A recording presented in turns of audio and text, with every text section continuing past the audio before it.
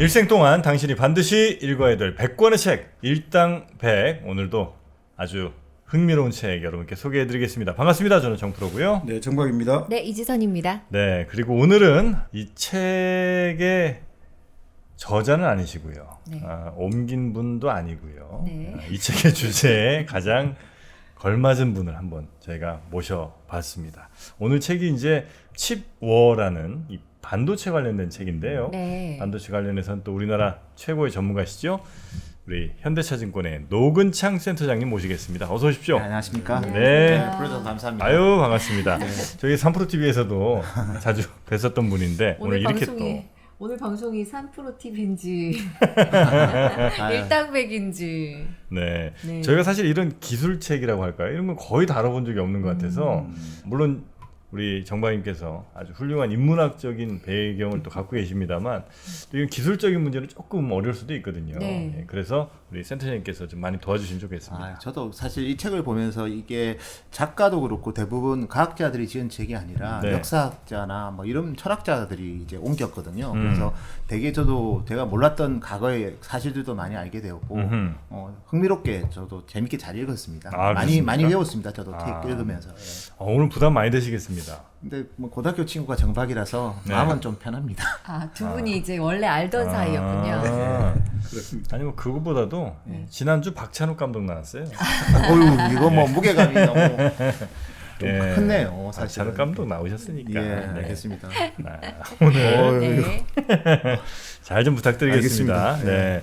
자, 칩워라는 책을 저희가 이제 소개를 해드릴 텐데 네. 이 책은 누가 쓴 겁니까? 크리스 밀러라고 네. 미국의 터프즈 대학에 지금 역사학자로 있는 분이죠. 네. 근데 이 책은 결국 이제 반도체 산업의 역사라고 해야 되겠죠. 근데 그 역사를 어느 분은 그렇게 표현하셨는데 마치 전쟁사처럼 이 산업이 전개되는 과정에서 일어나는 여러 가지 경쟁과 갈등과 그리고 국가 간의 대립 이런 것들을 한편의 어떤 드라마처럼 이렇게 아주 흥미진진하게 구성을 해가지고 작년에 뭐 이 책 광고 보니까 파이낸셜 타임즈에서 작년에 최고의 책, 그러니까 최고의 논픽션이다 이렇게 이제 평가도 받고 그리고 최근에도 이제 중국의 반도체 굴기 관련해 가지고 이 크리스 밀러가 국내 언론에 계속해서 많이 인터뷰를 하고 있죠. 근데 네. 3프로 TV에서도 반도체에 대해서 많이 다뤘잖아요. 근데 일당백에서 다룰 이 반도체 이야기는 좀 또 달라야 되지 않겠어요? 그렇죠. 네.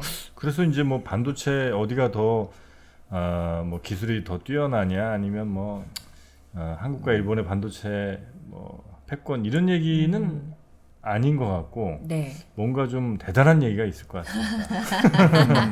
예. 맞습니까? 근데 뭐 이 책에 결국 우리가 좀 충실하다 보면 네. 이 책은 결국 이제 반도체를 왜 공부를 하냐면 그러니까 물질이 인류 역사를 바꾼 사례가 많잖아요. 그러니까 예를 들어 20세기 같은 경우는 대표적으로 4개의 물질이 이 문명을 바꿨다고 하죠. 암모니아, 우리가 말하는 질소 비료를 만들 수 있게 되었고, 그래요? 그리고 이제 철강, 그리고 시멘트, 그리고 플라스틱. 또 20세기는 그 4가지 물질이 크게 작용을 했는데 지금 21세기는 바로 이 책에서 말하는 거는 칩이라는 거죠. 칩. 칩. 이게 20세기에 석유가 했던 그 역할을 다 하고 있다는 거죠. 그 석유가 우리가 예전에 한번 그 20세기에 석유가 이제 우리가 에너지로 쓰게 되면서 의식주를 다 바꿨잖아요. 네. 석유를 가지고 우리가 난방을 하게 되었고, 그리고 석유를 가지고 우리가 옷, 나일론을 만들게 되면서 이제 그렇죠. 의류 혁명도 일어났고, 또 석유를 가지고 이제 자동차랄까 이런 내연 기관들 그런 교통 혁명도 일어났고, 또 석유를 통해 가지고 먹는 것도 관련되는 거죠. 그렇죠. 그러니까 결국은 예전에 미국에서 면화, 목화 맞지 않습니까? 근데 그 결국 이제 석유를 가지고 나일론 다 떼게 되니까 나일론으로 이제 옷감을 만들게 되니까 네. 그 더 이상 이제 그 목화밭 대신에 이제 소를 키워가지고 우리 식생활을 완전히 바꿔버린 거죠. 육식이죠. 그러니까 사실 그렇게 이제 석유가 20세기를 규정했는데 지금 바로 그 석유 이상의 역할을 하는 게 바로 반도체. 칩이다. 뭐 이런 이야기가 이 책에서 하고 있는 거죠. 일단 우리 지선 씨는 반도체가 뭔지는 아세요? 반도체 여기에도 들어있고. 아까 어디에 여기도 들었는지는 들어있고. 알지. 반도체가 뭐냐는 거예요. 반도체? 그 말 그대로 도체가 아닌 반. 그렇죠. 세미컨덕터. 네. 그 세미컨덕터는 뭐냐? 그걸 모르겠네요. 도체는 아마 그 전기나 뭐 전자기 신호를 이렇게 흘러보내는 맞습니다. 이게 이제 도체인 거죠? 예. 도체하고 이제 한마디로 말해서 전류가 전압을 넣고 뺄 때마다 이게 이제 스위칭이 되거든요. 그래서 전압이 높아지면 1로 인식을 하고 네. 전압이 낮으면 0으로 인식하니까 1, 0은 결국 디지털 신호잖아요. 네. 그래서 결국 모든 삼라만상이 우리가 아날로그 신호를 디지털 신호로 바꿀 수 있듯이 반도체라는 것도 결국은 이제 전압을 스위칭하면서 생기는 그 변화를 가지고 코딩을 하는 거죠. 그래서 실질적으로 봤을 때 이제 결국은 이제 도체가 됐다가 그다음에 비도체가 되는 그 중간 단계가 반도체거든요. 그래서 그렇게 좀 설명을 네네. 하면 뭐 적당할 것 같습니다. 그 우리의 필요에 의해서 혹은 뭐 어떤 그 연산 원칙에 의해서 전기 신호를 줬다 말았다를 이제 굉장히 빠른 속도로 하게 만들어주는 그런 예. 뭐라고 해야 돼? 또 물질? 그러니까 우리가 네. 일반적으로 모든 게 보면 이진법이잖아요. 0101, 0000, 11 이게 이제 전압의 차이를 가지고 전압이 높을 때 1로 인식을 하고 전압이 낮을 때 0으로 인식하고 그거를 이제 전압이 들어갔다 나왔다를 결정하는 스위치 그거를 네, 우리가 네, 네. 일단 일반적으로 이제 트랜지스터라고 얘기하거든요. 트랜지스터. 예, 트랜지스터가 여러 개 모여 있으면 이제 집적 회로라고도 하고요. 근데 보통 이제 그런 것 같아요. 우리 일반적으로 특정 용도로 사용된 그런 어떻게 보면 맞춤 제품이 모든 사람이 쓰게 되면 이제 표준 제품이 되는 거거든요. 네. 그래서 반도체 용어도 트랜지스터라고 얘기하는 사람도 있고 집적 회로라고 얘기하는 사람도 있지만 근본적으로는 트랜지스터가 여러 개 모여 있는 칩이 이제 집적 회로인 거고요. 트랜지스터 기본 원리는 전압의 차이에 따라서 일가용을 이제 인지하는 거죠. 그러면 세상의 모든 삼라만상이 다 표현될 수 있죠. 사람의 목소리든 그다음에 예를 들어서 뭐 우리 색이든 아니면 뭐 무선 주파수든 다 이렇게 다 표현이 가능한 네, 거거든요. 네, 네, 그래서 네. 반도체라는 건 결국 이제 전기적 신호를 가지고 삼라만상을 표현하는 기술이다. 저는 이렇게 좀 정의하고 싶습니다. 알겠습니다. 네. 이 반도체는 정말 전자 제품에는 다 들어간다고 보면 되죠. 뭐 다 들어갑니다. 예. 네, 이제 뭐- 사람 몸에도 들어갈 수도 있습니다. 예. 뭐 냉장고에도 당연히 들어가고. 예, 다 들어가고 여기도 자동차에도 보면 뭐 여기 보이는 거에도 다 들어가고 마이크에도 지금 보면 마이크가 있고 스피커가 있고 여기는 네. 이제 다양한 그런 그 음성 인식과 관련된 네. 그런 신호들 사람의 목소리를 0102로 바꿔주고 스피커는 0102를 다시 사람의 목소리로 또 바꿔주고 네, 그게 네, 다 네. 반도체라고 보시면 됩니다. 뭐 우리가 지금 전기 제품, 전자 제품을 엄청나게 쓰기 때문에 네. 그만큼 이제 반도체가 어마어마하게 쓰이고 있는 것 같은데 네.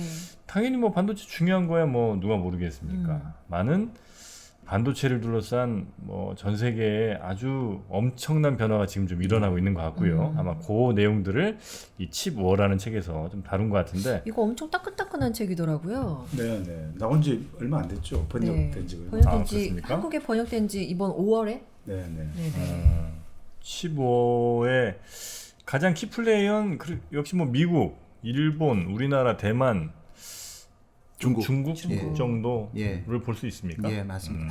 저도 이제 이 책의 해설자가 참 되게 좋은 인용을 했는데요. 네. 예를 들어서 우리가 뭐 과거에 이제 원시 시대 때 동물과 싸울 때 이제 뭐 돌을 던진다거나 아니면 화살을 만들어서 뭐 활을 쏘거나 결국은 우리가 정밀 타격할 때 그냥 대충 쏘면 정확률이 떨어지잖아요. 네. 근데 걸프전 때 보면 미사일이 베트남 전쟁 때는 보면 그 오발탄이 많았거든요.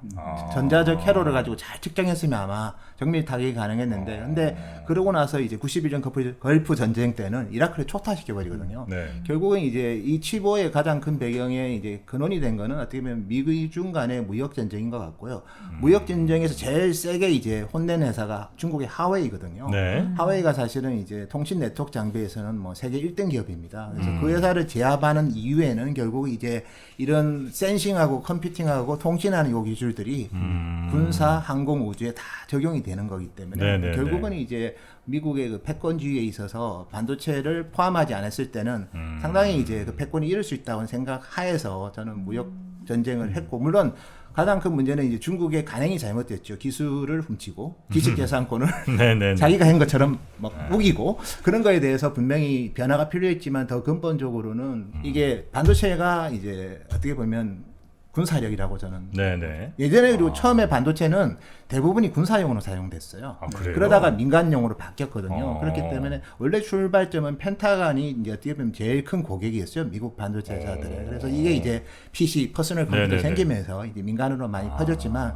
원래 이제 이 반도체 기술이 제일 핵심이 되는 게 결국 이제 센싱하고 그다음에 컴퓨팅하고 그다음에 이제 요즘은 또 통신도 중요하잖아요. 네. 그게 다 보면 이제 무기하고 관련이 될 수 있겠죠. 네, 그래서 네, 그런 네. 차원에서 봤을 때 이 책은 좀 아주 역사적인 관점에서 잘 접근했고 또 책의 내용 중에 보면 뭐 2차 세계대전 때 네. 뭐 우리 인텔의 창업 공동 창업자인 그로버 같은 게 헝가리언이거든요. 아. 그리고 우리 모리스 창 같은 경우에는 중국 닝고에 있습니다. 절장성에 거기서 이제 일본에 이제 어쨌든 그 중일 전쟁이 있을 때 홍콩으로 도망 나와서 미국으로 가고 이런 거를 거의 동시대적으로 좀 같이 어떻게 보면 그런 장면들을 오버래핑 시켜서 네네네네네. 저는 이 책을 소설책처럼 좀 읽었습니다. 아, 그래요? 예. 그래서 너무 좀 그런 부분들은 되게 마치 제가 그 순간에 있었던 것처럼 그리고 그들은 텍사스 인스트루멘트에서 만나고 네. 헤어차일드에서 만나고 그러고 나서 인텔을 만들고 그다음에 모리스 창은 텍사스 인스트루멘트에 있다가 저도 이제 사실은 저도 대만을 뭐 최근에도 다녀왔지만 모리스 창이 저는 대만이 원래 출신인 줄 알았어요. 근데 이 책을 보니까 중국 닝보 절장성 본토 닝보더라고요. 출신이에요? 그래서 대만은 68년에 처음 예, 나온 그래서 거죠. 본인이 일하러 간 거지 대만 출신이 아니라는 것도 이 책을 통해서 알아서 저도 상당히 우리 훌륭한 정박 때문에 많이 배웠습니다. 자, 그러면 이제 반도체 전쟁에 뭐 시작부터 한번 좀 하나하나 들어가 볼까요? 예, 보통 이제 이게 첫 장이 냉전의 칩으로 이렇게 먼저 나오죠. 네. 지금 말씀하신 대로 그 모리스 창이랄까, 앤디 그로브, 그리고 모리타 아키오, 일본 소니 창업자죠. 그 세 명을 가지고 먼저 이야기를 시작하거든요. 그분들이 이제 반도체 초기의 핵심 멤버들인 거예요. 그러니까 그렇게 이제 볼 수 있는 거죠. 네. 각 어떻게 보면 대표를 할 수 있는 사람들인데 모리타 아키오는 1921년생으로 나와요. 이 사람은 이제 일본이 2차 세계 대전에 그 태평양 전쟁을 일으켰을 때 그리고 종전이 패전으로 끝났을 때 그때 사이드와인드 미사일을 연구하고 있을 때요. 열추적 미사일.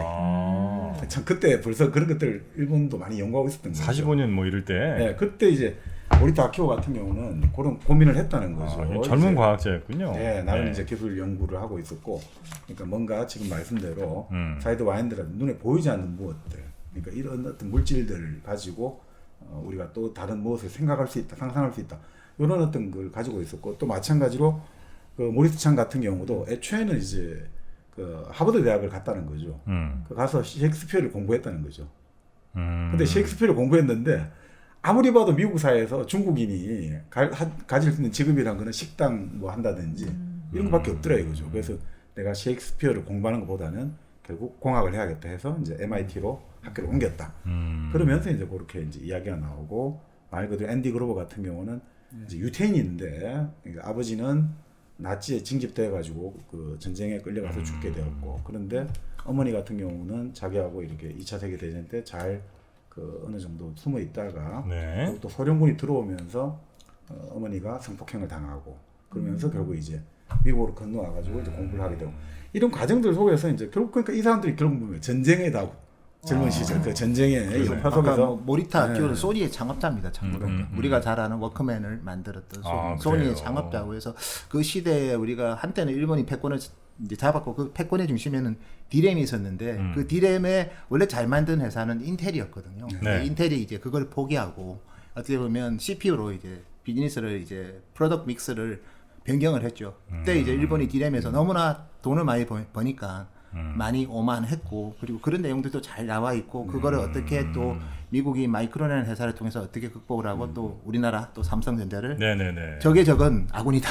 그래서 한국을 키워주고 그런 내용들도 다 있어서 저희도 되게 좀 재밌게 봤습니다. 네네. 그러니까 이 전쟁이라는 게 네. 이게 결국 이제 이 사람들에게 이걸 알려줬다는 거죠. 그러니까 전쟁에서 폭격을 하고 그다음에 대포를 쏘고 해야 되는데 정확하게 타격을 해야지 명중을 해야지 이게 효과가 있지.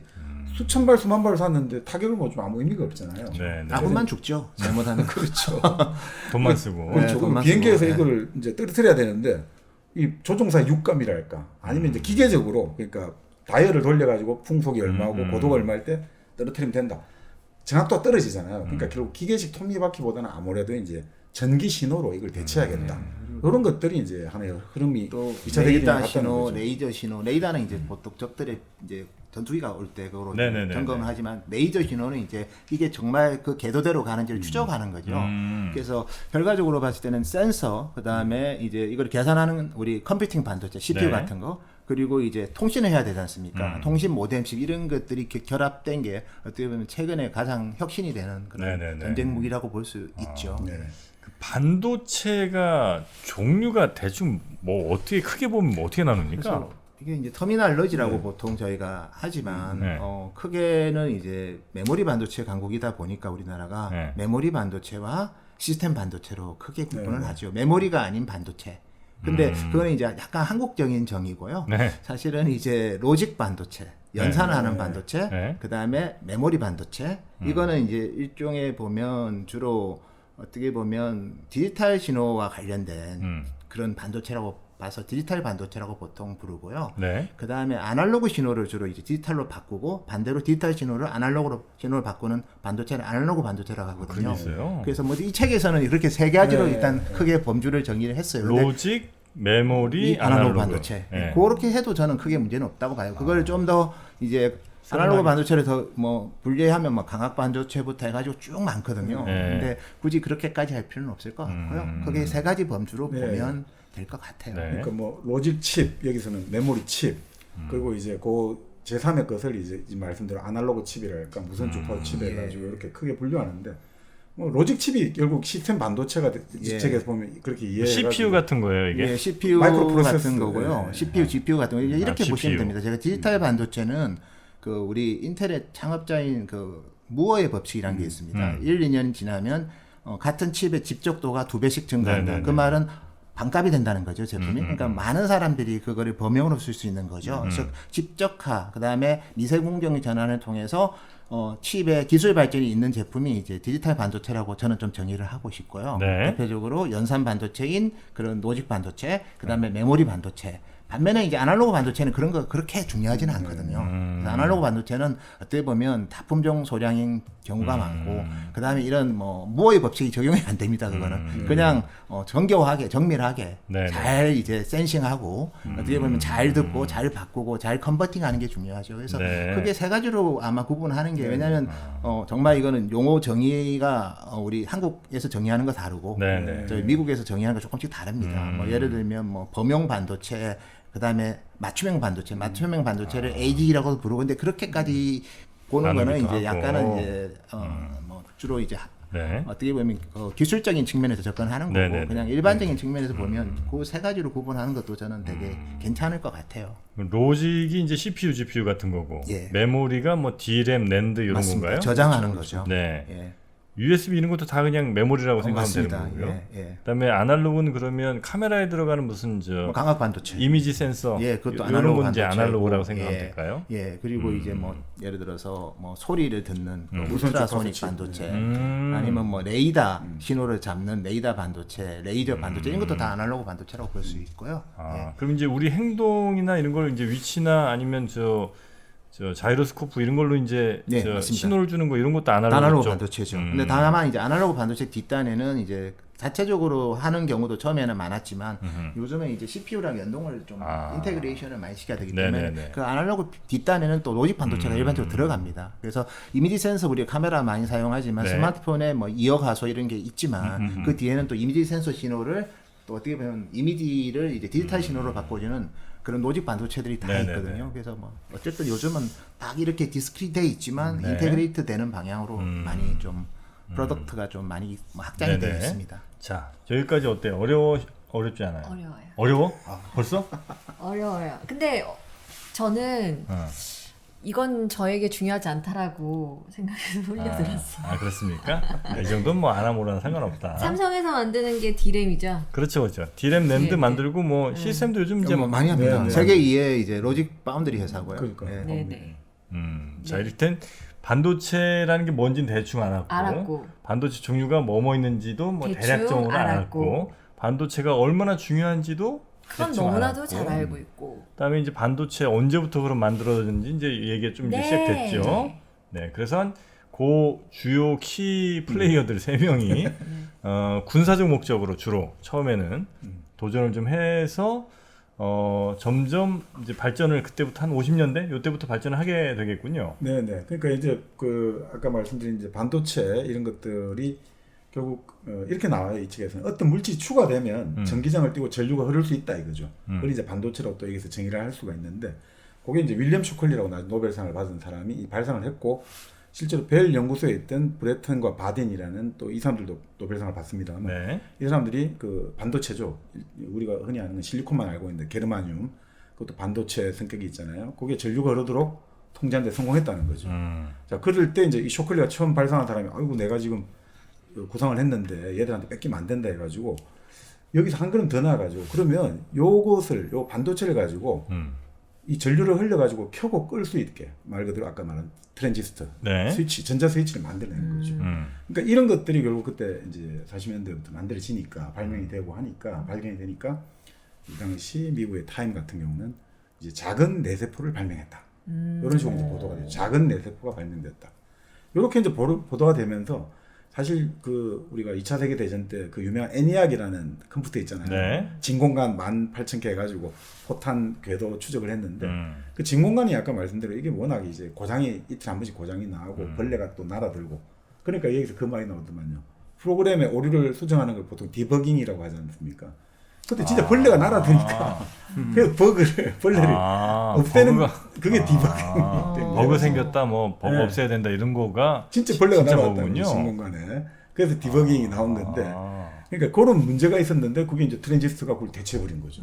그러니까 이제 뭐 이게 확실하게 이제 더 이제 편리하고 더 이게 유용해졌는데 문제는 수천 개가 이게 이 트랜지스터 연결하니까 이 회로가 되게 복잡해질 거 아닙니까? 그럼 이거를 이제 해결을 어떻게 해야 될 거냐? 그거에 이제 그 유명한 바로 잭 킬비라는 사람이 나오죠. 텍사스 인스트루먼트라고 아까 지금 말씀하신 아날로그 칩을 지금도 전 세계에서 가장 많이 만드는 TI. 예. 네, 제가 그러니까 그 회사가 보니까 또 이런 왜 텍사스에 미국의 유명한 통신 회사랄까 그런 반도체 회사들이 공장이 많지 않습니까? 그 예전에 그 일당백 팬분 중 한 분이 그 알려주시더라고요. 왜 자기도 지금 텍사스에서 남편하고 같이 여기 회사 근무를 하는데 왜 텍사스에 많냐? 나사? 나사도 있습니다만 네. 그게 아무래도 그 텍사스가 유전 채굴을 해야 되잖아요. 예. 그러니까 유전 채굴을 하려면 지진파 탐측 기구 이런 업종이 발전했다는 거죠. 그러면서 이제 전쟁 때는 잠수함 초음파 장비 탐지하고 계속 그런 식으로 이런 것들이 발전하다 보니까 그래서 이제 그런 업종들이 많이 텍사스에 발전하게 됐다는 거죠. 그래서 이 바로 텍사스 인스트루먼트였던 잭 킬비가 결국 이 복잡한 문제, 이 유선도 연결할 때 이 트랜지스터 너무 많아지니까 복잡한 문제를 어떻게 했냐면 별도의 실리콘하고 막 이 조각들 사용하지 말고 그냥 하나의 반도체 물질 위에 이 부품들을 하나 탁 다 올려놓으면 어떨까? 이 말씀하신 바로 직접으로 IC가 된 거죠. 그러니까 직접으로 인터그레이티드 서킷이니까.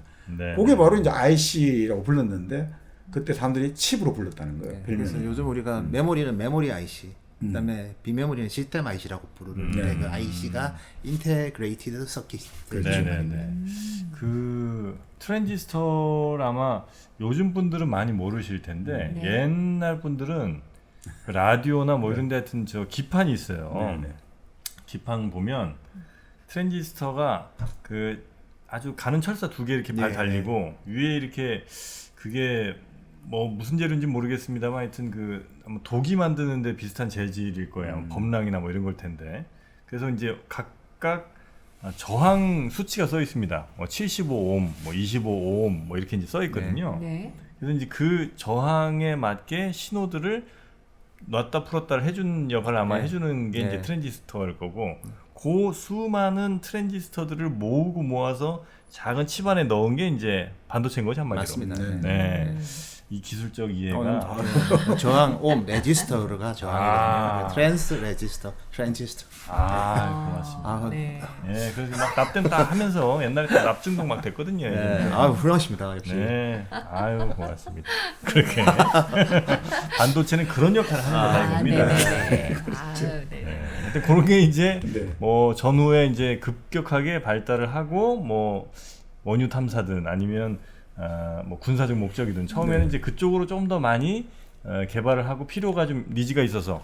아니 근데 이제 그렇게 해서 네. 결국 중요한 건 돈이었겠죠. 네. 그 반도체 말 그대로 이제 반도체로 스위치를 설계해낸 윌리엄 쇼클리 음. 돈을 벌고 싶었던 거죠. 그래서 회사를 차렸거든요. 네. 그래서 사람들이 이제 쟁쟁한 사람들을 모았어요. 근데 이 연구원들하고 관리가 잘 안 된 거죠. 그래서 연구원들이 이 사람하고 더 이상 못하겠다 해가지고 나가서 이제 페어차일드 반도체를 차린 거죠. 페어차일드. 네. 지금 그 회사는 이제 온셈이라는 회사가 인수했고요. 아, 온셈이 부천에 온셈이 있지 않습니까? 부천이요. 부천 우리나라 부천에도 온셈이 공장이 있거든요. 아, 그래요? 네, 페어차일드가 한국에도 공장이 있습니다. 아. 그럼 여기서 이제 이 사람들이 동부에 물줄을 하나 잡은 거죠. 그렇게 해서 네. 누구 했냐면 바로 그 유명한 지금 말씀하신 고든 무어.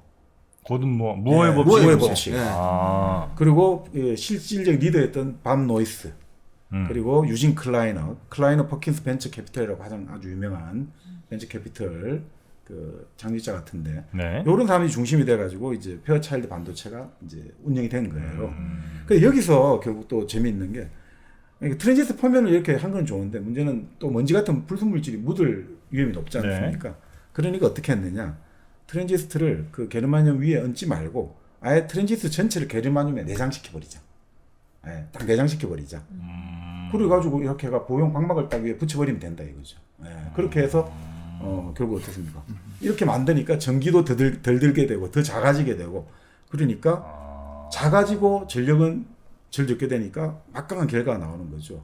근데 제작비는 이때 전선을 연결한 것보다 50배가 비쌌다고 나와요. 제작비는 무지 이제 비쌀 수밖에 없었겠죠. 시장이 이제 필요했는데 네. 만들긴 만드는데 시장이 나와야 되는데 참 좋았던 운이 좋았다고 해야 될 거예요. 페어차일드를 만들고 나서 3일 뒤에 소련에서 최초의 인공위성 스푸트니크를 발사했거든요. 미국이 난리가 났잖아요. 네. 소련에 졌다. 그러니까 그 1960년에 당선된 케네디는 10년 내에 달에 사람을 보내겠다. 이러니까 결국 필요한 게 바로 칩이 필요한 거죠. 이러니까 칩 시장이 열려버리고. 아니, 러시아는 그러면 당시 소련은 칩 없이 그냥 우주로 보낸 거예요? 반도체가 아마 거기는 별로 있었습니다. 자기들이 그때도 있었고요. 거기도 있었어요. 예. 아. 그러니까 우리가 보면 우리 뭐 자동차도 그렇고 반도체도 그렇고 자세히 뜯어보면 전범 국가들이 잘해요. 뭐 독일, 그래요? 일본, 아. 그다음에 뭐 소련, 뭐 미국도 그렇고 뭐 미국은 전범이라고 부르기 좀 그렇지만 어쨌든 뭐, 전쟁을 많이 예, 했던. 많이 하다 보면 늘거든요.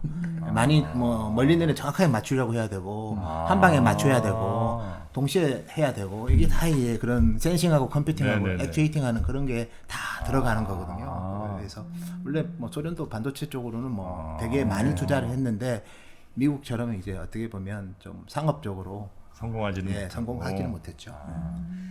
이 책에 그런 거 나중에 잘 나오죠. 결국 이제 여러 가지 원인이 나오는데 지금 말씀대로 처음에는 정부, 군대가 이 수요를 어느 정도 이제 충족해 줄 수 있는데 네. 결국 계속 발전하고 그 설비를 확충하려면 민간 수요가 생겨나야 되는데 결국 소련은 그게 안 되니까 뭐 이렇게 나오는데 자 이렇게 해서 결국 이 아폴로 계획이 만들어지니까 이 아폴로를 하기 위한 컴퓨터가 필요한데 그 컴퓨터에 바로 페어차일드 칩이 이제 들어가게 되고 또 바로 텍사스 인스트루먼트 여기는 네. 또 뭐냐면 바로 그 당시 이제 ICBM을 제일 중요하지 않습니까? 예. 대륙간 탄도미사일. 네, 왜냐면 네. 비행기가 폭격기 날려봐도 폭격기가 가다가 격추당하면 폭탄 안 되고 그러니까 이제 결국 미사일이 또 중요해졌는데 이 미니트맨 미사일에 이 유도를 해야 되는데 어떤 식으로 해야 되느냐 바로 그 컴퓨터에 사용하는 칩을 텍사스 인스트루먼트가 이제 납품하게 된 거죠. 그러니까 이 시장이 열리게 된 거죠. 수요가 이제 만들어지니까 이 발전하게 되는 네네. 재계도 오르게 됐습니다.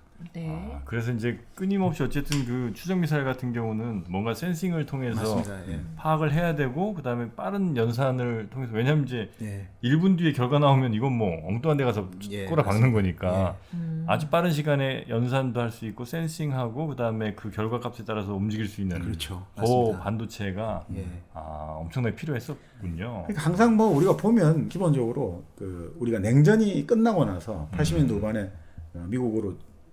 미국의 IT 혁명이 가능하게 된 게 그 전쟁을 하기 위한 군사 기술들이 민간에 개방되면서 또 확 IT 혁명 났지 않습니까?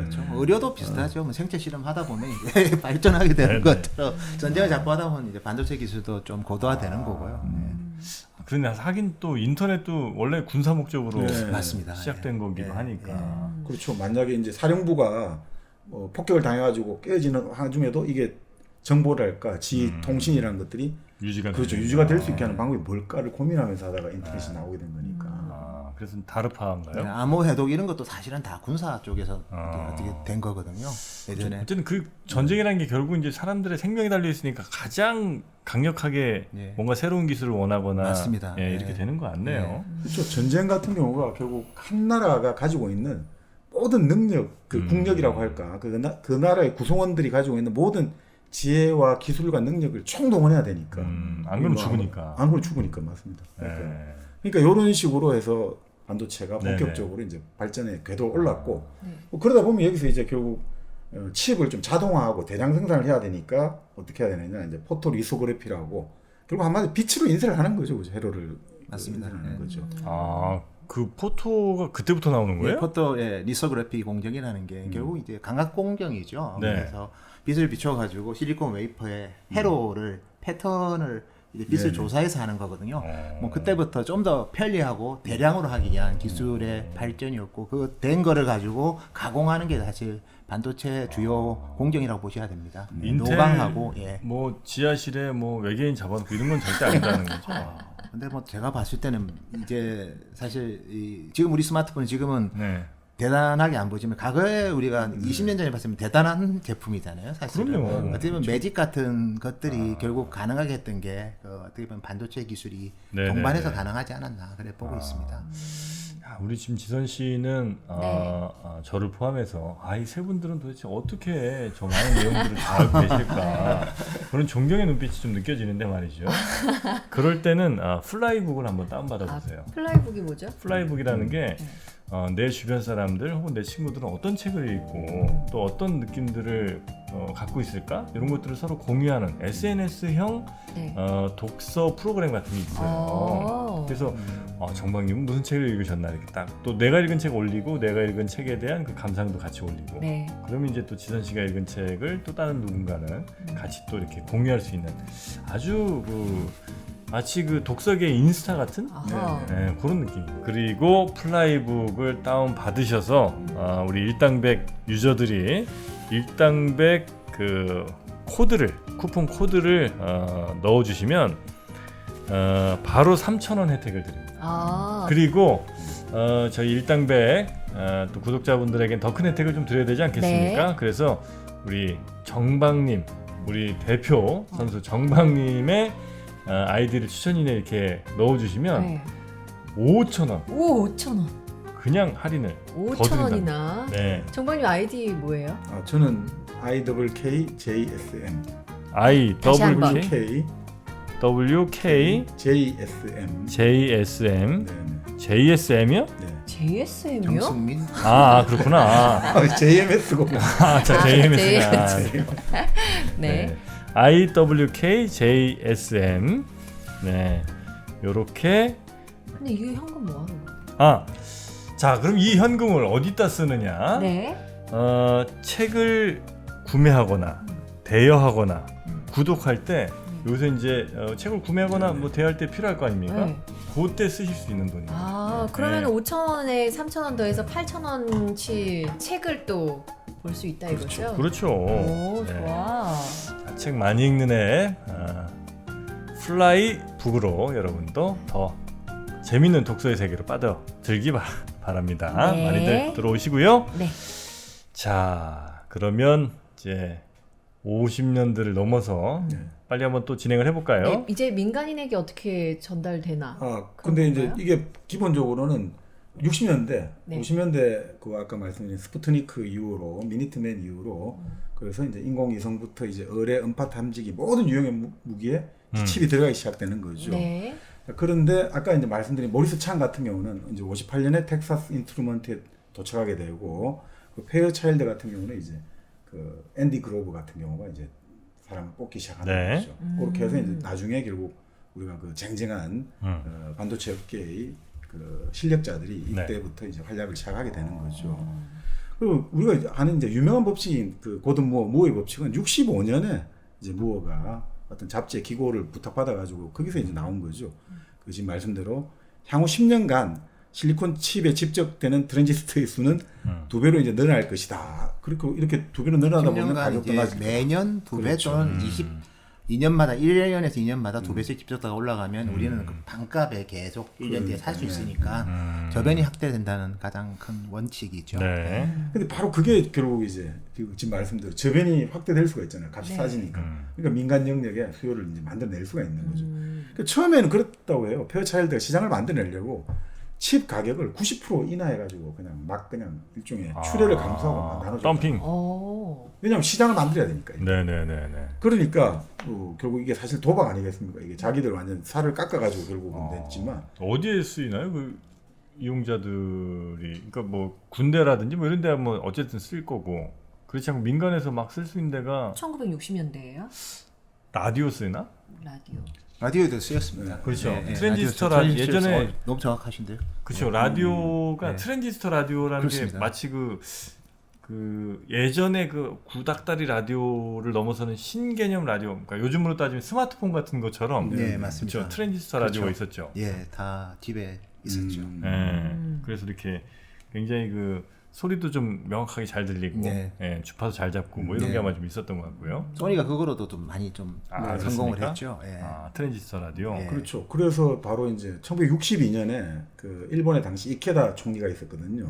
이케다 총리가 국민 소득을 2배로 자기 임기 동안에 늘리겠다 이렇게 다짐한 사람이었는데 이케다 같은 경우가 프랑스의 드골 대통령을 1960년에 만나가지고 거기서 선물한 게 바로 트랜지스터 라디오를 선물로 준 거죠. 소니가 만든 트랜지스터 라디오를.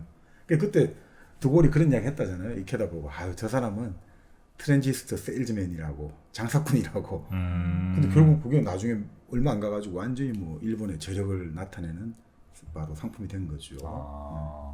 그런 걸로 이제 많이 쓰이니까 라디오에 하긴 뭐 예전에도 뭐 집집마다 하나씩 정도 있을 만큼 굉장히 이제 많이 팔렸던 제품일 거고. 그러니까 이제 사람들이 트랜지스터 혹은 뭐 이 반도체에 대해서 이게 되게 좋은 무엇이라는 것에 대한 그런 인식들이 좀 더 많이 생기긴 했겠군요. 소비자가 사실 반도체를 엄청 의미 있게 알기보다는 우리가 쓸 수 있는 이렇게 음악을 잘 어쨌든 잡을 수 있는 이런 제품들이 확산되는 네네. 대량 생산의 시대에서 큰 역할을 했고요. 그리고 사실 우리 반도체가 제일 소비자한테 다가온 거는 그 미국의 IBM도 있지만 컴팩이라는 회사가 있거든요. 컴팩? 예, 거기서 대규모로 이제 퍼스널 컴퓨터를 만들었고요. 컴팩. 그때 이제 인텔이라는 기업이 이제 네. CPU를 팔았죠. 그래서 페어차일드 출신들이 나와서 또 인텔이라는 회사를 만들었고, 그래서 일단은 뭐 저희가 이제 뭐 반도체 할 때 제일 컸던 게 제가 봤을 때는 뭐 그런 트랜지스터 레디오도 있지만 사실 퍼스널 컴퓨터 시대, 우리가 예전에 집에 냉장고 하나 있고 뭐 예를 들어서 TV 한 대 있는 네네네네. 집 가는 경우에 70년대에 많았는데 네. 한 80년대 되면 어느 시점 보면 이제 퍼스널 컴퓨터가 있는 집들도 많이 생겼지 않습니까? 80년대? 예, 80년대, 90년대. 잘 사셨어요, 이분들. 아니 그때 80 제가 기억나는 게 80년대 후반. 7년 8년에 가니까 예, 퍼스널 컴퓨터. 그때 퍼스널 컴퓨터 바로 직전에 워드 프로세서라는 게 나왔거든요. 예. 타자기를 대체했단 말이죠. 네. 지금까지 타자를 치면 이제 수정액을 붙이고 이렇게 했는데 워드 프로세서는 그 모니터에서 고칠 수가 있는 거예요. 그게 완전 혁명적이었거든요. 근데 그 당시에 그 워드 프로세서 가격이 어마어마하게 비쌌어요. 80년대 중반에. 그러니까 삼보에서 지금 사라졌나요? 트라이잼, 예. 보석글이란 게 있어요. 한글 나오기 전에 보석글 해가지고 그걸 가지고 한글을 보석글. 예, 보석글 세 해가지고 가지. 프로그램. 예. 프로피 디스크를 몇 개를 이어가지고 이렇게 치고 했던 거. 갑자기 옛날 생각이 너무 나네요. 매직 스테이션 삼성 딱 생각이 나고. 제 기억으로는 한 1, 2년쯤에 그때 이제 막 저희는 조금 이제 대전 기준입니다. 예, 이건 예. 대전 네. 기준 91, 2년쯤에 네. 그때 막 이제 그 AT 컴퓨터 예. XT 다음이 AT죠 아마 맞나요? 너무 프로님이 전문가신데요. 286 XT, 286 AT 네, 이렇게 고맙습니다. 386 뭐 이거 네. 다 인텔의 그 어쨌든 예. 네, 그래서 이제 원래는 그 하드 디스크 없는 예. 그래서 이제 플로피 디스크 넣고 이제 시동 거는 그런 컴퓨터 시대에서 예. 그거는 이제 넘어서서 하드디스크. 하드 디스크는 있고 대신 이제 뭔가 프로그램 돌리려는 이제 예. 뭐 무슨 무슨 왕자더라? 그 페르시아 왕자인가? 뭐 이런 게임. 맞습니다. 그렇죠. 그 무슨 게임 원숭이 맞아요. 섬의 비밀. 네. 예, 그런 게임들이 추억의 게임들이 있습니다. 네. 그런 거를 이제 돌리려면 플로피 디스크 한 열 몇 장을 예. 계속 집어넣어야 돼. 맞아요. 예, 그래서 집어넣은 다음에 CD 땡땡 해갖고 이제 그 예. 도스로 돌립니다. 그래서 CD 땡땡 뭐 CD CD 뭐 뭐였죠? CD 땡땡 도스 뭐 이래가지고 명령을 예, 설치해야 예. 되니까. 뭐 그래서 뭐 W 뭐 CD 슬래시 W 뭐 이런 거 해갖고 이제 그 찾아갖고 막 겨우겨우 막 그 도트 있는 그 막 애들 움직이는 거 있잖아요. 이런 막 이렇게 탁탁탁 움직이는 거. 그 게임 하면서 이제 애들이 그때 막 뭐 중고등학교 애들이 엄청 부모님 쫄라갖고 저는 그렇죠. 기억나는 게 동급생이라고. 동급생? 제가 되게 어렸을 때 그것도 플로피 디스크 10장인가 넣어가지고 게임 하는 건데 아. 그게 뭐였냐면 어떤 남자애가 막 막 길을 가다가 여자애랑 얘기를 하고 여자애랑 얘기가 잘 되면 그 여자애가 벗어 있지. 제낀단 말이에요. 진짜? 넌 그런 걸 했니? 그래서 되게 유행했었어요. 동급생이라고. 아 얘기 잘하면 벗어 제껴요. 벗어 제꼈어요. 그러니까 그게 이제 반도체입니다. 네, 자, 반도체. 이 아이한테 어떤 대답을 하느냐에 따라서 예. 안 벗거나 벗어 제끼거나 그걸 이제 신호를 딱 얘네가 주는 거 아니겠습니까? 0과 1. 네, 0과 1이죠. 네. 그 연산이죠. 결국은. 네, 연산에서 저장은 아니고 연산이죠. 우리가 예전에 지금 아까 말씀하신 것 중에 이제 그 민간에서 60년대 하는 게 트랜지스터 라디오가 있었고 그 다음에 좀 나온 게 그 샤프의 전자계산기. 전자계산. 그게 칩이 들어가잖아요. 원래 이거는 원래 텍사스 인스트루먼트가 네. 주력인데 이거 돈 되겠냐고 안 했는데 샤프가 나는 할게 하면서 한 게 결국 그게 되죠. 지금도 전자계산기 시장에 양대 산맥이 TI하고 샤프거든요. 아 그래요? 네. 아 샤프 맞아요. 전자계산기 샤프가 참 많았던 네. 것 같아요. 은행 가면 다 이만한 전자계산기 따따따딱 두드리시고 그다음에 저 공학도들 네, 맞습니다. 이 전자계산기가 우리가 쓰는 거랑 다릅니다. 네. 엄청 커요. 약간 크기도 하고 산식이 버튼이 되게 많죠. 버튼이 뭐 한 50개 되는 것 같아요 느낌은. 그리고 뭐 별별 함수도 다 해야 되고요. 아, 수식들이 적분, 미분도 참 막 다 써 있어요. 되고요. 예, 수식, 그죠? 적분, 미분부터 해가지고 다 됩니다. 근데 그거 봐도 못 쓴다 그러던데. 너무 버튼 많고 어려워서. 그렇지 우린 못 쓰지. 네. 그리고 아마 그 계산기는 원래 이제 계산기는 숫자가 다 크기가 동일하잖아요. 네. 걔는 이렇게 좀 다른 크기 숫자들이 맞습니다. 나와. 예. 공항 제곱 계산기 다 뭐 이런 게 다르죠. 있어갖고 아 추억이 돋네 갑자기. 또 그런 것들이 있었던 그 계산기, 라디오 그다음에 그리고 이제 오락기. 아, 아케이드 오락기. 게임이구나. 그 아케이드 게임. 아, 그러니까 저희 오락실에? 같은 경우가 오락실도 있었고 제가 78년에 친구 집에 아 갔다가 겜보이 같은 거. 아니, 너무 놀란 게 그 TV 흑백 TV에 연결해가지고 단자 연결해가지고 벽돌 깨기하고 테니스를 칠 수 있었거든요. 그게 너무 혁신적이었어요. 1978년에 그걸 처음 해봤는데 이제 이런 TV하고 연결해가지고 개인이 집에서 직접 하니까 야 이거 너무 지금 재밌더라고요. 생각하면 진짜 아무것도 아닌데 그죠? 네. 디스플레이에다 그냥 박스 하나 연결한 건데. 그때 완전 히 혁신적인 네. 그거였죠. 야, 그런 거에 이제 반도체들이 쓰이기 시작하고 가장 이제 폭발적으로 늘어난 건 당연히 개인용 PC에 예, 맞습니다. 예. 거기에 사용이 되면서 그 X 뭐 86 하는 게 다 이 반도체의 어떤 뭐 그 규격이나 이런 걸 얘기하는 예, 거죠. 인텔의 CPU 제너레이션이라고 보시면 됩니다. 제너레이션. 예. 아, 그래서 이제 286, 386, 예. 486, 586까지는 봤는데 686은 못 본 것 같아요. 네, 그다음부터 뭐 또 이름이 또 많이 바뀌었죠. 아예 세대가 이제 다른 식으로 이제 예, 바뀌는 예, 거군요. 네이밍 자체가 많이 바뀌었죠. 야, 하여튼 그 컴퓨터 그때 참 좋은 거 많았는데 그 이제 90 한 3, 4년 아니다 90 한 6, 7년이구나. 그때쯤에 이제 막 그 통신 PC 통신 하이텔. 하이텔, 천리안. 천리안 뭐 많았죠. 뭐 이렇게 하면서 네네네. 유니텔, 하이텔, 천리안이네요. 딱. 네. 그러면 이제 사진이 이게 쭉 사진이 네, 한 줄씩 나오잖아요. 한 줄씩 나오잖아. 찍, 예. 고전이네요 오늘 그죠? 예. 그래서 막 그것도 기억이 뭐 기다리는데 정말 시간이 너무 많이 갔던 생각이 좀 납니다. 네. 자, 그렇게 이제 칩워가 그때만 해도 칩워랄 게 별로 그러니까 기업들 간의 칩워는 있었겠지만 국가 간의 그쵸. 칩워는 없었겠군요. 그래서 그때는 이제 어쨌든 이제 미국만 있었겠죠. 인텔도 이제 D램을 만들었고 네. 이제 미국 기업들이 이제 D램을 많이 만들다가 그게 이제 대량 생산이 또 이제 어쨌든 일본이 잘하다 보니까 네. 또 일본 기업들이 이제 D램의 패권을 가져가 버리거든요. 음. 그래서 인텔이 이제 어쨌든 뭐 D램을 포기했을 때 일본 기업들은 이제 엄청난 자신감으로 그때 소니의 모리타 아키오 회장이랑 그다음에 일본의 우익이 이제 했던 게 우리도 노화할 수 있는 저펜 그게 이 책에 나오는데 그때 일본이 되게 D램 때문에 엄청 오만했고요. 그 당시에 NEC부터 해가지고 도시바가 지금 낸드를 하지만 그때는 D램 했고요. 네. 그리고 뭐 미쓰비시부터 해가지고 되게 많은 이제 일본 기업들이 D램 시장을 완전히 석권을 했죠. 그래서 그런 그래요? 내용들도 있고 그러면서 이제 어쨌든 일본도 잃어버린 30년 또 엔고가 엄청 컸지 않습니까? 네. 그 시기에 그것도 보면 어떻게 보면 같은 우방이지 않습니까? 동맹국이고 그럼에도 불구하고 너무 이제 교만하게 하니까 어쨌든 좀 밟아야 되겠다는 생각도 했고 그때 이제 우리 뭐 삼성도 그때 좀 그거를 잘 성장하는 배경이 되고 여기에 마이크론 같은 경우에도 되게 어떻게 보면 무대포로 했던 회사 중에 유명한데 마이크론이 되게 어려웠을 때 정말 반도체도 칩이고 포테이토도 칩이지 않습니까? 퍼트리터 칩하는 분이 진짜 돈을 빌려줘가지고 맞아요. 마이크론을 완전히 아, 그래요? 아이다호 그렇죠. 예, 보이시에 그게 있거든요. 아이다호. 아, 네. 아이다호가 감자 유명하죠. 네, 네. 예, 근데 제가 이 책에서 제일 재밌게 봤던 게 아마 저희 산업하고 뭐 저희 세상하고도 비슷하지만 실리콘밸리가 지금은 뭐 우리 뭐 빅테크들이 많지만 그때는 정말 실리콘 만드는 뭐 페어차일드나 이런 인텔이나 이런 기업들인데 거기는 회사를 그만두면 갈 데가 많아요. 산호사에는. 근데 아이다호에는 그만두면 반도체사 그만두면 갈 데가 없는 거예요. 그렇죠. 그러니까 목숨 걸고 한 거예요, 애들이.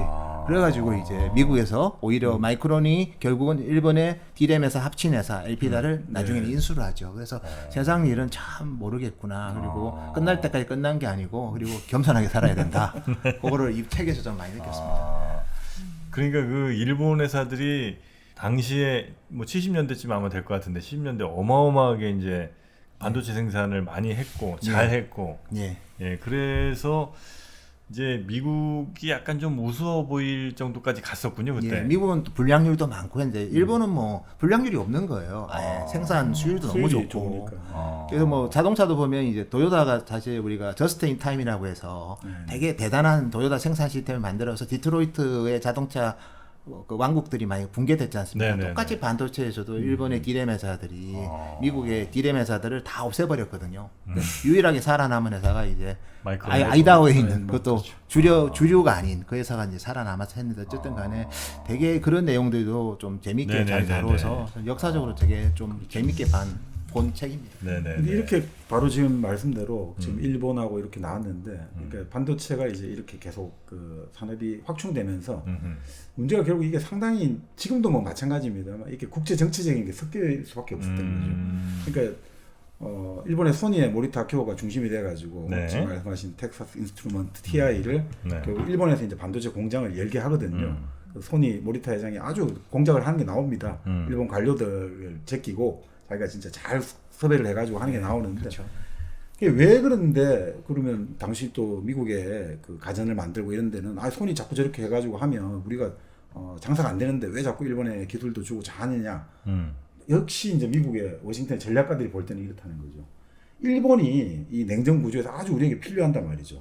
우리가 이 태평양 정책, 아시아 정책 핵심인데 만약에 일본이 경제적으로 우리가 이렇게 좀 도와주고 같이 끌어주지 않는다면 얘들이 경제 필요에 중국이나 소련으로 간다면 이게 우리는 너무 치명적이다. 그러니까 오히려 우리 기술 계속 좀 주고 개발하고 이렇게 가야 된다. 네. 일본을 묶어내기 위해서 했고 또 이제 대만 같은 경우도 마찬가지라는 거죠. 60년대 그 당시 대만의 이제 경제 관료가 모리스 창을 바로 이제 초청을 한 거죠. 그래서 모리스 창이 처음 대만에 68년에 갔다 나와요. 왜 그러냐면 그 당시 대만의 이제 지도부들 입장에서 국민당 정부가 1964년에 중국 베이징에서 중국 정부가 핵폭탄 실험에 성공했단 말이죠. 그리고 그 뒤에 얼마 안 가가 수소폭탄 실험도 성공했거든요. 그럼 이게 당장 우리도 지금 뭐 북한 때문에 그 안보 위협을 많이 느낍니다만 네. 대만도 이걸 느끼니까 이 어떻게 해야지 우리를 좀 더 지켜낼까? 결론은 하나. 미국하고 계속 경제를 엮어놔야 된다. 네. 우리 예전에 주한미군을 주재선 근처에 배치한 게 그거잖아. 인계철선 효과를 보이잖아요. 자동으로 개입. 자동으로 그냥 주한미군 죽어 한 몇천 명 죽어버리면 어떻게 할 거야? 같이 이런 식으로 했듯이 여기도 마찬가지로 그러기 위해서 더 많은 미국 공장이 세워질수록 대만의 그 미국과 경제 유대가 더 튼튼해질수록 미국의 재산이 불탄다. 이러면 미국 애들은 전쟁 아무리 반대해도 들어온다는 거죠. 그래서 사실 이제 그런 식으로 유치를 했고 싱가포르도 리칸유 한국 다 마찬가지 그런 이유가 있었던 거죠. 반도체 공장들 그리고 이제 트랜지트 조립을 반도체 조립을 많이 할수록 그 값싼 노동력이 필요하잖아요. 그러니까 미국보다는 노조도 별로 힘도 없고 노조도 없는 이런 아시아 나라들이 너무너무 좋은 거죠.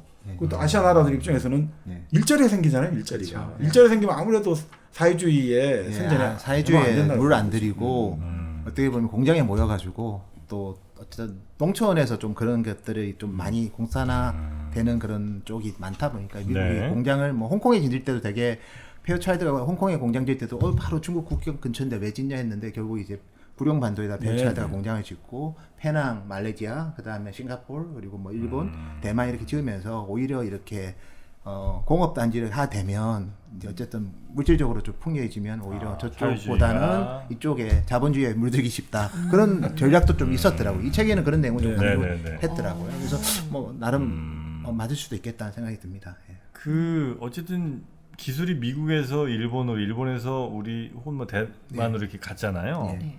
그 사이에서 기술 탈취를 위한 별별 그 불법적인 혹은 뭐 불법까지는 아니지만 거의 뭐 탈법에 가까운 뭐 이런 일들도 많이 있었을 것 같은데 네, 네. 그런 것들도 좀 얘기가 좀 나옵니다. 여기 나옵니다. 네, 네. 히타치가 이제 기술을 훔쳐오는데 디램 네. 기술을. 근데 보니까 그 어떻게 보면 그 기업체였는데 네. 나중에 이제 공항에서 나 사실 FBI라고 그러면서 잡힌 함정 수사를 히타치. 한 거예요. 일본의 네. 히타치가 기술을 훔쳐오는데 네. FBI가 가짜 회사를 차려가지고 그렇죠. 기술 훔치는 거를 현장에서 잡은 거예요. 함정 수사를 해가지고. 그러니까 아. 그런 식의 사례도 많고 그거는 사실 뭐 꼭 과거뿐만 아니고 지금도 많이 있죠. 우리도 뭐 FBI처럼 가짜 회사를 만들었다고요? FBI가 가짜 회사를 만들어가지고 FBI가 예, 그래서 일본 기업이 기술 훔쳐가는 거를 그래서 기술 서류를 받을 때 사실 딱 하면서 나 FBI인데 뭐 가자. 예, 그런 식으로 기술 훔치기가 가게는 성행했죠, 사실. 그렇죠. 예. 그래요. 네.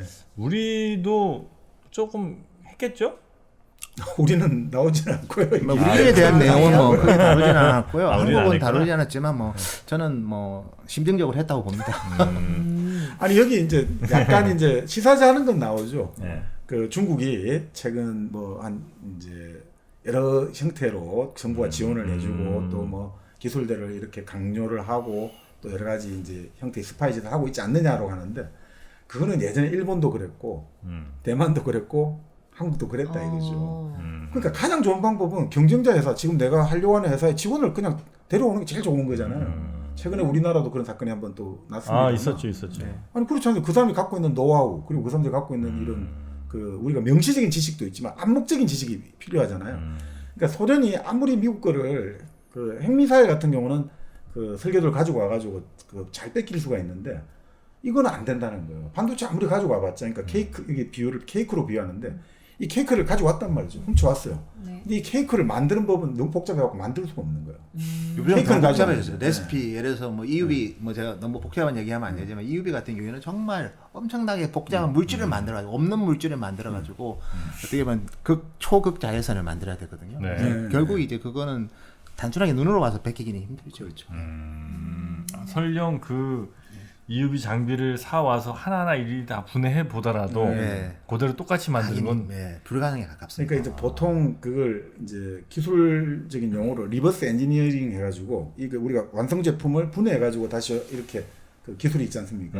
그런 식으로 하면 어떻게 따라갈 수가 있는데 기계적인 건 기계적인 웬만큼 건 어느 정도 할 수가 되잖아요. 있는데 이거는 예. 진짜 힘든 거죠. 이거는 이런 그리고 칩을 훔쳐와봤자 또 1년 뒤면 또 아까 말씀드린 무해 법칙에다 또 1년 뒤면 엄청나게 또 개선이 쓰레기가 되고 한 5년 되니까. 뒤나면 저거는 이제 레거시가 되고 저희는 어드밴스드가 돼서 거기랑 격차고 우리가 만들면 영업 흑자가 나는데 저희들이 만들면 계속 대규모 격차고. 적자가 나는 그런 식의 어떻게 보면 좀 네네네. 치킨 게임도 좀 일부 있을 수 그리고 있고요. 이렇게 여기서는 누가 계속 뭔가를 개발했다, 누가 뭔가를 뭐 실적을 냈다, 업적을 쌓았다, 발견했다 이러면 계속 나잖아요. 공개가 되고 서로 이게 대화가 되고 토론이 되고 또 평가가 받는데 소련은 이게 극비잖아요.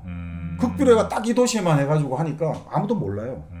그러니까 이 어떤 학문이든지 이 학문 후속 세대를 계속 끌어올려면 언론하고라든지 사회 계속해서 이 자기 자신을 발신해야 되거든요. 네, 야, 우리 네, 학문에 이런 재밌는 게 있고 이런 업적을 냈다. 무조건 극비란 말이에요. 모든 게 극비. 그러니까 어떤 애가 여기 뭐 하는지도 모르고 뭐가 유명한지도 모르고 아무런 자극이 없으니까 자극을 받을 수 없고 그럼 여기가 발전할 수가 없는 거죠. 네네. 가장 여기서 재밌는 말이 그리고 그렇게 무조건 뺏기라고 지시를 하니까 심리적인 이주가 돼버린다는 거예요. 우리는 아무리 해봤자 소용없고 무조건 뺏기기만 해. 뛰어넘을 생각은 안 하고 네, 빨리 그냥 저희 거 카피나 해올 생각밖에 안 하는. 네. 그래서 뭐 케이크 같은 경우도 뺏기는 게 어렵지만 커피도 마찬가지입니다.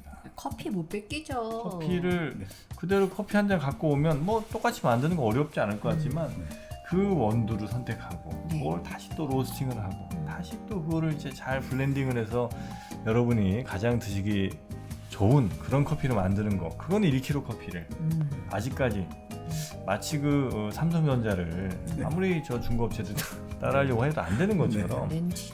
네, 1kg 커피도 많은 커피 브랜드들이 따라하려고 하지만 안 되고 있습니다. 네. 1kg 커피는 1kg 커피일 뿐입니다. 1kg 커피 네이버에서 1kg 커피를 검색하시거나 아니면 1kg 커피 앱을 다운받으시면 여러분 편하게 집에서 원조를 드실 수 있습니다. 여러분 아류를 드시지 말고 항상 인류. 인류, 원조, 네. 초격차, 초격차. 네. 무허의 법칙. 매년 2배씩 맛있어집니다. 영향력이 정말 1kg의 법칙. 네. 네. 자, 그러면 많이들 집에서 시원한 아이스커피 드시기 바라겠고요. 네. 자, 그럼 이제 반도체라는 게 어떤 필요에 의해서 많이 이제 경쟁적으로 만들어 왔는지 뭐 대략적인 이제 그림은 좀 저희가 봤는데 아직 본격적인 칩 워라고 할 만한 네. 전쟁은 아직까지 벌어지지 않은 것 같습니다. 네. 이 전쟁 어떻게 그렇죠. 다음 80년대 이제 네. 들어가는데 네. 그 전쟁이 벌어진데 그건 아무래도 2부에서 할까요? 2부에서 할까요? 네. 2부 끝난 거 아니에요? 아닌다. 정신 차리십시오. 이렇게 빡센데. 네, 구나, 1부 예. 이제 1부. 이제 1부예요. 자꾸 마무리하려고 그러시는 것 같아요. 알겠습니다. 네. 그래서 그것만 할 거 끝나는 프로그램인가 했더만은 본격적으로 본격적으로. 80년대부터 진짜 전쟁이 시작이 됩니다. 네. 네, 그 전쟁을 저희가 2부에서 여러분과 함께 살펴보도록 하고요. 그 전쟁 이후에 과연 그러면 이제 앞으로의 반도체 패권은 또 누가 가져가게 네. 되는 것인가? 이것도 한번 저희가 살펴보도록 하겠습니다. 네. 자, 저희는 칩워 2부로 돌아옵니다.